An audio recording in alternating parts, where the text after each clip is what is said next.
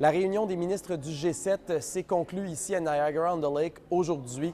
La ministre Anita Anand qui a participé à 4 rencontres bilatérales au cours de la journée, dont une particulièrement tendue avec le secrétaire d'État américain Marco Rubio. Alors, on a très peu de détails sur ce qui s'est passé. Il n'y a pas eu beaucoup de transparence. On n'a pas pu poser de questions à la ministre avant sa rencontre ou tout juste après celle-ci. Il faut dire qu'il n'y a pas eu non plus de questions, de période de questions avec Marco Rubio.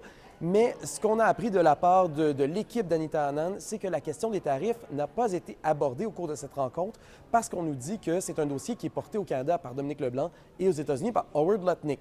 Mais ça peut être quand même surprenant parce qu'il y a des médias qui rapportent que le ministre des Affaires étrangères de l'Inde, qui est présent au G7, a, lui, discuté de tarifs et de chaînes d'approvisionnement, de commerce avec Marco Rubio. Mais là, on a questionné la ministre Anand sur cette situation et ce qu'elle nous a dit, c'est que ce n'est pas son dossier, malgré qu'elle a une bonne relation avec Marco Rubio et malgré l'importance du dossier pour les Canadiens.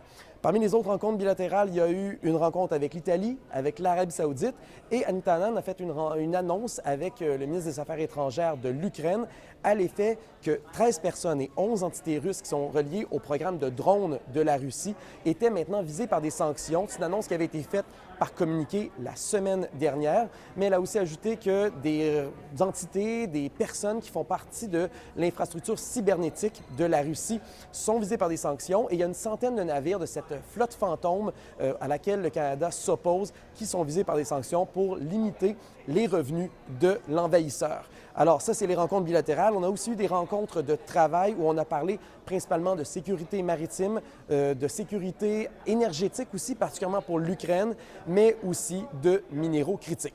Alors, que doit-on retenir de ce sommet du G7? Il y a peu de nouvelles positions dans la déclaration commune des membres présents du G7. On a principalement réitéré nos positions sur les grands enjeux internationaux comme Haïti, le Soudan, la guerre en Ukraine, la situation au Moyen-Orient avec l'Iran, Gaza et aussi la situation dans l'est de la République démocratique du Congo.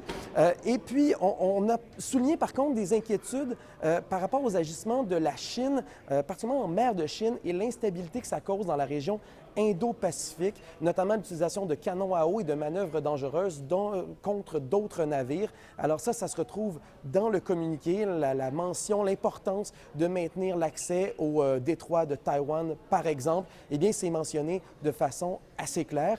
Et au-delà des enjeux de sécurité, dans la déclaration, on a fait une place pour les minéraux critiques. D'ailleurs, on s'inquiète, les membres s'inquiètent des manœuvres qui sont faites pour limiter l'approvisionnement aux minéraux critiques. Et là, bien sûr, on vise la Chine qui a tenté de limiter récemment, qui a limité récemment et qui s'est entendu avec les États-Unis l'accès aux minéraux critiques. Alors, on veut s'assurer qu'on ait un accès équitable dans le monde.